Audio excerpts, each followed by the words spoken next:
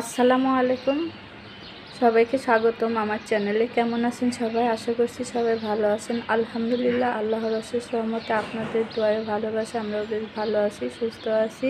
চলে আসলাম আরেকটি নতুন ভিডিও নিয়ে। তো এখন হচ্ছে একদম 6টা বাজে, ভোর 6টা।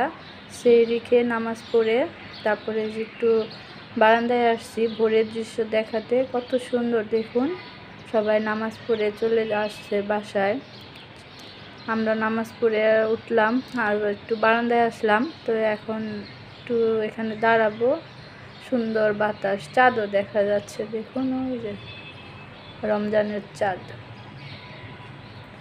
তো দেখতে দেখতে রমজান তো প্রায় চলে গেল, আর কয়েকটা রোজা আছে সামনে, 6-7টা মনে হয় রোজা আছে।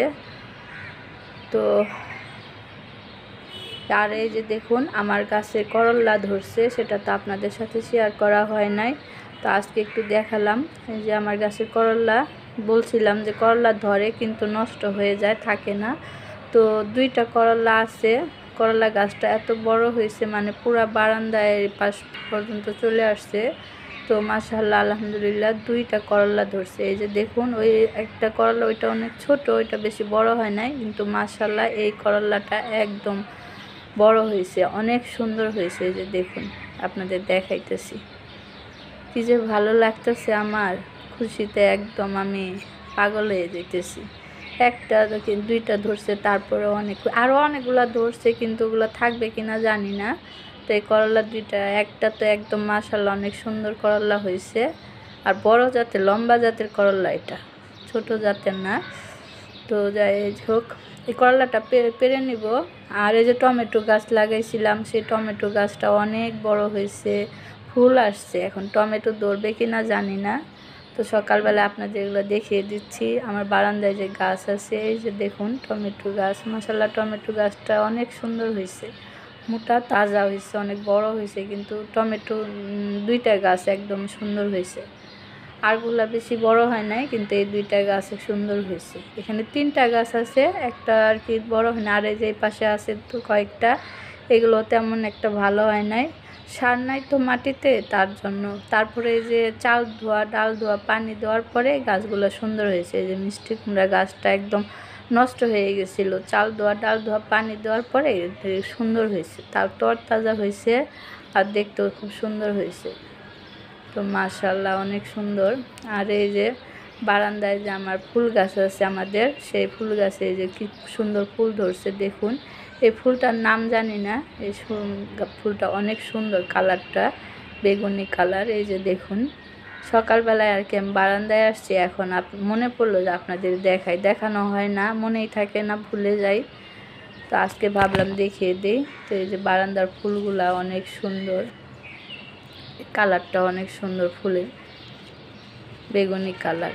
এই যে ভালোভাবে দেখাতে পারতেছি না, হাত দিয়ে আর কি ফাঁকা দিয়ে হাত আর কি যায় না, সেই জন্য আর কি দেখাতে কষ্ট হচ্ছে। এই যে দেখুন কত সুন্দর ফুলের কালারটা। তো মাশাআল্লাহ আমার বারান্দায় কিন্তু অনেক প্রকারের গাছ আছে। তো ভালোই, সোহাগের আব্বু 2 বেলা পানি দেয়, আমি তো পানি দিই না। এই যে গোলাপ গাছ আছে, আগে গোলাপ গাছ ছিল, অনেক গোলাপ ফুটতো, কিন্তু এখন আর নাই, মরে গেছে। তো একটা আর কি হয়েছে, কিন্তু এখনও ফুল ধরে নাই। তো এই গাছের ফুলগুলো অনেক দেখিয়ে দিলাম, দেখুন কত সুন্দর দেখতে, অনেক ভালো লাগে। তার করলা তো দেখিয়ে দিলাম আপনাদের। এখানে এই গাছ ডালটা কেমন ছত্রাক ধরছে, এটা ভেঙে ফেলবো, না হলে এটা থেকে অন্য অন্য ডালেও আর কি ছড়াই যাবে, ফেলে দিব, ভেঙে ফেলে দিব। এই গাছটা আর কি ছত্রাকের ডালটা নষ্ট হয়ে গেছে, এটা এ থেকে পুরো গাছে ছড়াই যাবে, সেই জন্য ভেঙে ফেললাম। আর এই যে আশ্চর্য ব্যাপার, এই আম গাছটা না একদম নষ্ট হয়ে গেছিলো, এই চাল ধোয়া ডাল ধোয়া পানি দেওয়ার পরে এই যে দেখুন আরেকটা করলা। তো চাল ধোয়া ডাল ধোয়া পানি দেওয়ার পরে আম গাছটায় নতুন পাতা গজাইছে। তো দেখাইতে পারলাম না, আরেকদিন দেখাবো। আর নতুন কুশি বের হয়েছে। আম গাছটা একদম নষ্ট হয়ে গেছিলো। তো ওই যে ভিটামিন অভাব নাই, অভাবে সারের অভাবে এরকম হয়েছে। তো তো এই যে দেখিয়ে দিলাম আমার বারান্দায় কি কি গাছ আছে, কেমন গাছগুলা, মেহেদি গাছ আছে আমার বারান্দায়। তো বন্ধুরা সব গাছ দেখে টেকে তারপরে ঘুমিয়ে গেছিলাম। ঘুম থেকে উঠছি, উঠে 9টা বাজে উঠছি, উঠে যে তারপরে কিছুক্ষণ বসেছিলাম। আমি আবার উঠেই কাজ করতে পারি না, ঘুম থেকে উঠে কাজ করতে পারি না। তো ডাল ভিজিয়ে রাখছিলাম, ডাল তো শেষ, আবার নতুন করে ডাল ভিজিয়েছি। আর এই যে ডাল ধোয়া পানিটা রেখে দিব, এটাই গাছে দিব। তো এই পানিটা অনেক উপকারী বন্ধুরা। আপনারা এরকম যদি গাছ থাকে না, তাহলে কি করবেন, এই যে ডাল ধোয়া পানি এভাবে রেখে দিবেন, তারপর গাছে দিবেন, দেখবেন গাছের কত উন্নতি হয়, গাছের চেহারায় পাল্টে যায়, চেঞ্জ হয়ে যাবে। তো যাই হোক, এখানে ডালটা ধুয়ে রাখলাম, ব্লেন্ড করে নিব। আর এদিকে সোহাগের আব্বু নামাজ পড়ে যে একটা কি নিয়ে আসছে দেখুন, আমি তো দেখে অবাক হয়ে গেছি। এই যে বাঙ্গি, মানে বাঙ্গি তো আমার প্রিয়, সেই বাঙ্গি নিয়ে আসছে। তো বাঙ্গিটা আনছে ঠিকই, কিন্তু বাঙ্গিটার অবস্থা বেশি ভালো না। এই জীবন প্রথম দেখলাম কস্টিপ দিয়ে বাঙ্গি আর কি ইয়ে করা। দেখুন এই যে কস্টিপ দিয়ে আটকায় দিছে, বাঙ্গিটা এমন ফেটে গেছে যে কি বলবো। দেখুন কস্টিপটা খোলার পরে দেখবেন কি অবস্থা। তো সোহাগের আব্বুকে বললাম এত এমন বাঙ্গি আনার দরকার ছিল, তো কয় আমারে বেনালা জোর করে দিয়ে দিছে। তো বেনালা জোর করে দিয়ে এলে কি আনতে হয় বলেন? কি অবস্থা, বাঙ্গিটা খেতে কেমন লাগবো জানি না, একদম কস্টিপ দিয়ে আটকাই দিছে। তো এই যে দেখুন ছুরি দিয়ে আর কি কেটে নিচ্ছে কস্টিপটাকে।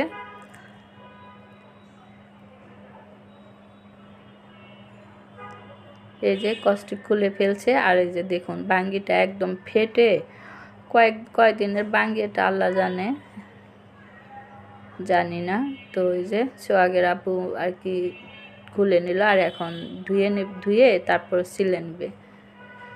তো বাঙ্গি আমার খুবই প্রিয়, কার কার বাঙ্গি প্রিয় অবশ্যই কমেন্ট করে জানাবেন। তো আমার তো খুবই ভালো লাগে বাঙ্গির জুস, বাঙ্গি এমনি খেতে মানে খুবই ভালো। তো এই যে দেখুন ভিতরটা কেমন একদম গলে গেছে, গরম পড়ছে তো আজকে, গরমের জন্য আর কি ইয়ে হয়ে গেছে, বেশি ফেটে গেছে।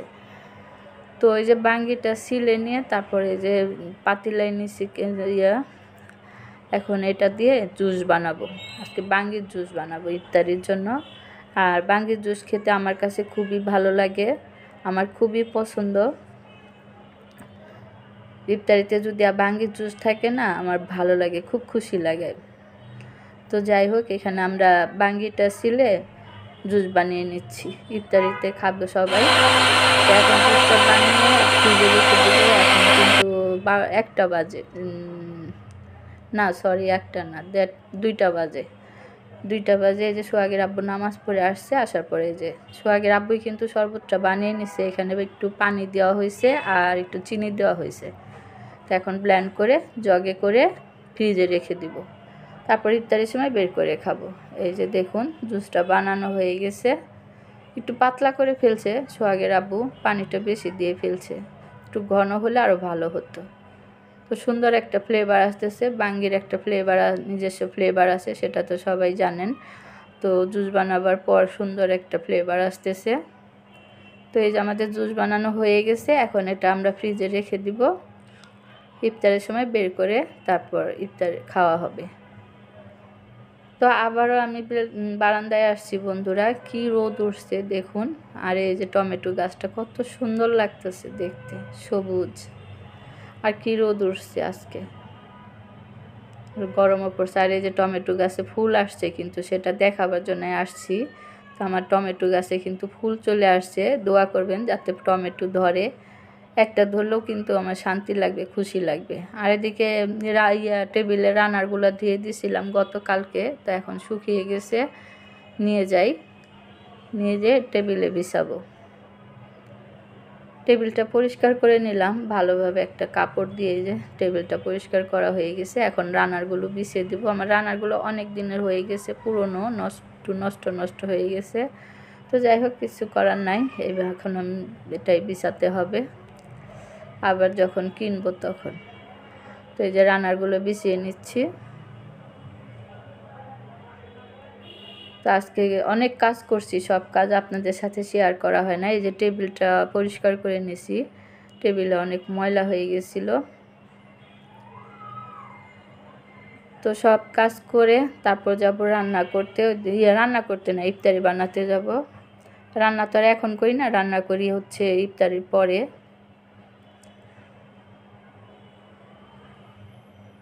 তো এই যে রান্নাটা বিছানোর পর দেখুন, এই যে সুন্দর লাগতেছে। আজকে গতকালকে ধুয়ে দিছি। তো বন্ধুরা, এখন আমি চলে আসছি হচ্ছে রান্নাঘরে, ইফতারি বানাবো।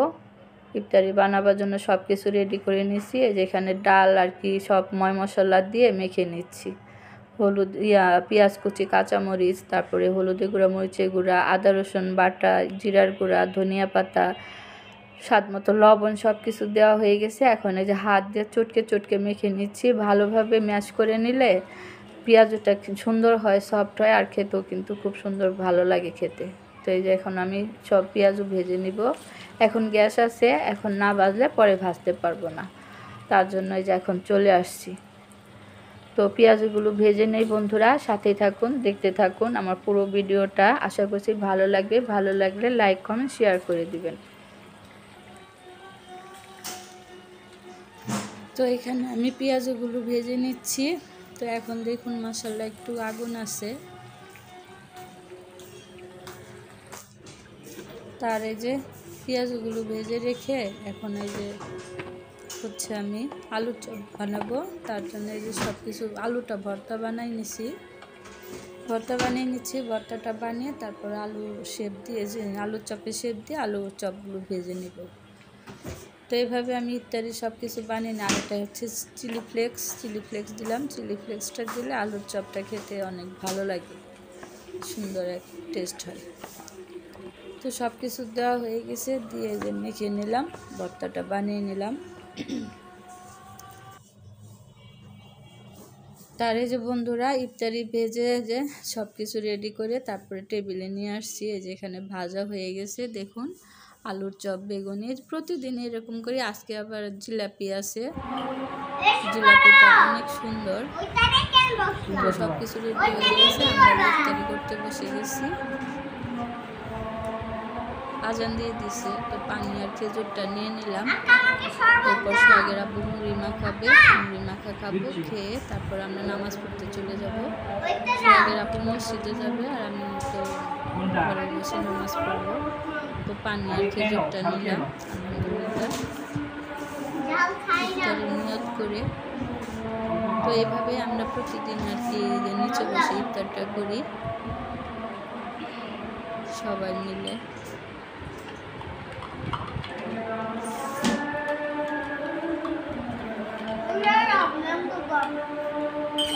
বাবা আসে না কে?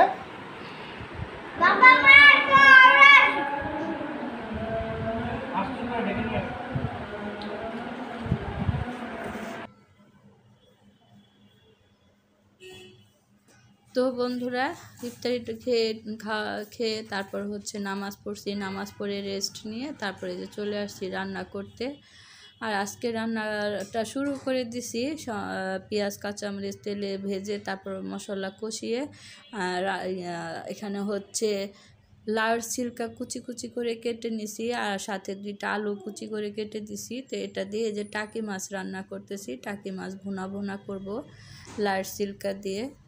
তো এই যে এখানে আমি সব রান্না করে নিচ্ছি তরকারিটা। তো তরকারি না, তো এটা ভুনা হবে, টাকি মাছের দিয়ে লাউ সিল্কা আর কি ভুনা। তো এখানে আমি রান্না করে নিচ্ছি। আর এই যে হচ্ছে আমি নতুন একটা ফ্রাই প্যানে আর কি প্যানে বসাইছি রান্না। এটাতে করা হয় না, এটা পড়েই আছে, মনেই থাকে না এটাতে রান্না করে। তাই ভাবলাম আজকে এটাই রান্না করি, দেখি কেমন হয়। তো অনেক দিন যাবত আর কি পড়েই আছে। তো আমি এই পাত্রে রান্না করতে পারি না, আমার খুব সমস্যা হয়। রান্না মনে হয় আমার কাছে ভালো হয় না, ইজি লাগে না, কেমন জানি একটা লাগে। তারপরে আজকে রান্না করলাম, দেখি যদি ভালো লাগে তো পরে আবার করব, আর না করলে আর করব না, এই পাত্রে রান্না করব না। ঢাকনা দিয়ে ঢাকা যাচ্ছে না, ঢাকনাটা ছোট। তো এই যে বন্ধুরা, আমার রান্নাটা হয়ে গেছে, টাকি মাছের ভুনা লাউ সিল্কা দিয়ে। দেখতে কিন্তু অনেক সুন্দর হয়েছে। তো আরও পানিটা আরেকটু শুকাবো, শুকিয়ে তারপর হচ্ছে নামিয়ে নেব। ভুনা ভুনা মাখা মাখা টাকি মাছের খেতে কিন্তু অনেক মজার হয়। লাল সিরকা দিয়ে এরকম টাকি মাছ ভুনা করলে শেষে একটু জিরার গুঁড়া দিয়ে দিলাম। আর এদিকে ভাত বসাই দিছি সেহরি আর সন্ধ্যা রাতের জন্য। একবারে ভাতটা রান্না করি, একটু দেরি করে করি, তাই একবারে রান্না করি যাতে আর রান্না করতে না হয়। তো এখন সোহাগের আব্বু অল্প কিছু খাবে, আর হচ্ছে যা সবাই খাবে পরে, সবাই এখন খাবে না, একদম ভোর রাতে খাবে। তো এই যে রান্নাটা হয়ে গেছে, সাথে একটা টমেটো দিছি। তো ভুনা ভুনা মাখা মাখা ভুনা ভুনা করে রান্নাটা করে নিলাম, অনেক সুন্দর হয়েছে। এরপরে হচ্ছে আমি ডাঁটা শাক ভাজি করব। ডাঁটা শাকটা আমি কুচি কুচি করে কেটে নিয়েছি। এইভাবে ডাঁটা শাক ভাজি করলে অনেক মজা লাগে খেতে। তো দেখতে থাকুন আমি কিভাবে রান্নাটা করি, মানে ডাঁটা শাকটা কিভাবে ভাজি করি। তো এখন আমি এই যে লবণ দিয়ে দিলাম, পেঁয়াজ কাঁচামরিচ দিয়ে ঢেকে দিছি, ঢেকে দিয়ে শাকটাকে আমি আস্তে আস্তে সিদ্ধ করে নিব। তো বন্ধুরা, শাকটা সিদ্ধ করা হয়ে গেছে, এখন আর কি আমি বাগার দিয়ে নিচ্ছি, পেঁয়াজ রসুন দিয়ে শাকটা বাগার দিয়ে নেব। তো রাত বেজে গেছে এখন 11টা, সেই গ্যাস থাকে না রাতের বেলায়, কি যে সমস্যা কি বলবো আপনাদের, দিনেও থাকে না রাতেও থাকে না। সেই 8টার মধ্যে 8টায় আসি, সে 11টা বেজে যায় রান্না করতে করতে, মানে কান্না চলে আসে, কি বলবো। এতক্ষণ কি রান্নাঘরে থাকা যায় বলেন? দাঁড়ায় থাকতে থাকতে হাঁটি, একবার আসি একবার যাই, একবার আসি একবার যাই, এইভাবে রান্নাটা করতে হয়। কী যে সমস্যা, রাতেও গ্যাস আসে না। তো এখানে যে পেঁয়াজ রসুনটা ভেজে নিয়ে আমি শাকটা দিয়ে দিলাম। শাকটা অনেক সুন্দর সিদ্ধ হয়েছে, এখন যে খুচুন দিয়ে গুতে গুতে একটু নরম করে নিব। তো রান্না হয়ে গেছে, এখন 11টা বাজে রাত। সোহাগের আব্বু যে তারাবি করে আসছে অনেক আগেই, কিন্তু রান্না হয় নাই, তার জন্য খেতে দিতে পারি নাই। এখন 11:30 11:30 বাজে, এখন খেতে দিলাম। ভাত এইমাত্র হলো। তো অনেক অবস্থা খারাপের মধ্যে আছি। তো এইভাবে আমাদের দিন চলে। তো আজকের মতো ভিডিওটা এখন শেষ করব। সবাই ভালো থাকবেন, সুস্থ থাকবেন। আল্লাহ হাফেজ, আসসালামু আলাইকুম।